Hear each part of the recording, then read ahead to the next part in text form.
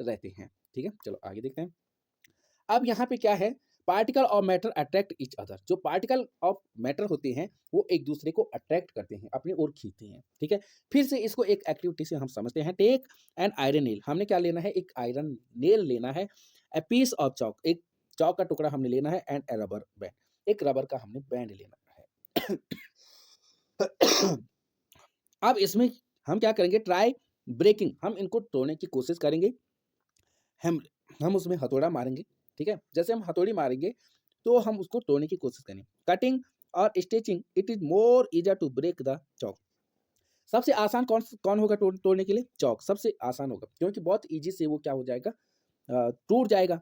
उसके बाद break the rubber, उसके बाद थोड़ा उसके बाद कौन इजी होगा, रबर बैंड इजी होगा। सबसे आसान चौक, आसानी से चौक टूट जाएगा। उसके बाद रबर, और डिफिकल्ट कौन होगा, नेल होगा। जो आयरन का हमने नेल लिया है, आयरन के हमने जो नेल लिया है वो बहुत आसानी से नहीं टूटने वाला एक हैमर से। ठीक है, this is because the particles in the iron nail are held together with greater force than in the rubber band और चॉक।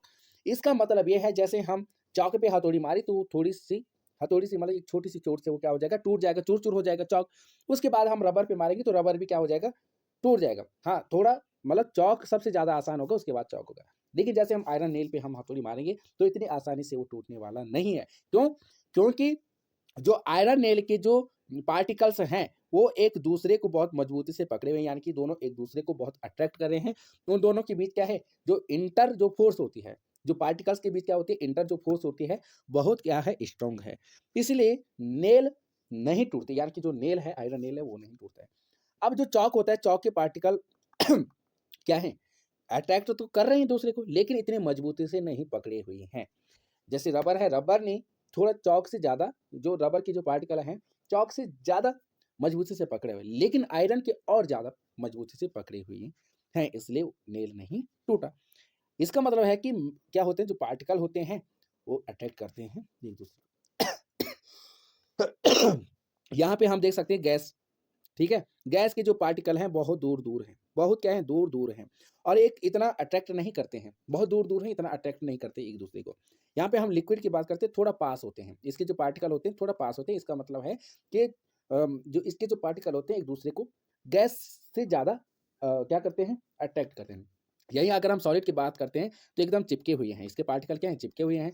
चिपके हुए हैं तो इसका मतलब है कि ये दूसरे को क्या करते हैं, बहुत ज़्यादा अट्रैक्ट करते हैं। ठीक है, बहुत मजबूती से इसने पकड़े हुए हैं, इसलिए इसको तोड़ना इतना आसान नहीं होता है। इसको तोड़ना थोड़ा आसान हो जाता है और इसको तोड़ना और ज़्यादा आसान हो जाता है। इसलिए जो गैस होता है वो मतलब अगर मतलब पूरे कमरे में या बहुत जल्दी फैल जाता है, जो गैस होता है।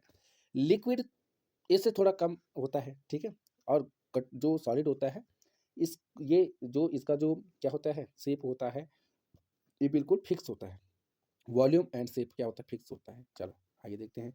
आगे यहाँ पे क्या है हमारा, particles of matter are very tiny. जो पार्टिकल्स ऑफ मैटर होते हैं बहुत छोटे छोटे होते हैं। इसके जो पार्टिकल होते हैं क्या होते हैं, बहुत छोटे छोटे होते हैं। इसको भी हम एक एक्टिविटी के थ्रू हम इसको समझते हैं। अब सबसे पहले हमने क्या लेना है, पोटेशियम पर मैग्नेट हमने लेना है, जिसका फॉर्मूला क्या होता है, KMnO4 होता है। KMnO4 यानी कि पोटेशियम पर मैग्नेट होता है। हमने सबसे पहले एक बीकर लेना है, बीकर में हमने क्या लेना है 100 ml ऑफ वाटर।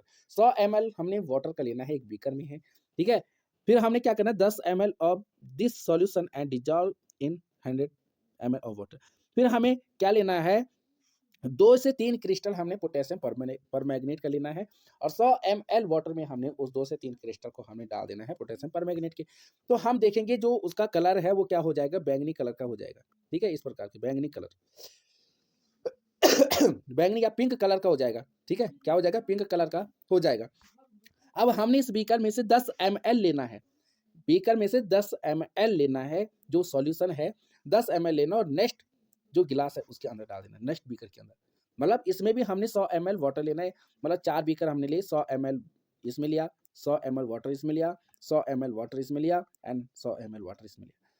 हमने एक गिलास, जो फर्स्ट वाला जो ये बीकर है, इसमें हमने 2-3 क्रिस्टल डाल देने हैं पोटेशियम परमैंगनेट के। अब उसके बाद जब हम देखेंगे इसका कलर क्या हो गया है, पिंक कलर का हो गया। अब हम इसमें या बैंगनी कलर का हो गया, हमने इसमें 10 ml लेना है और इस 100 ml वाटर में डाल देना दूसरे।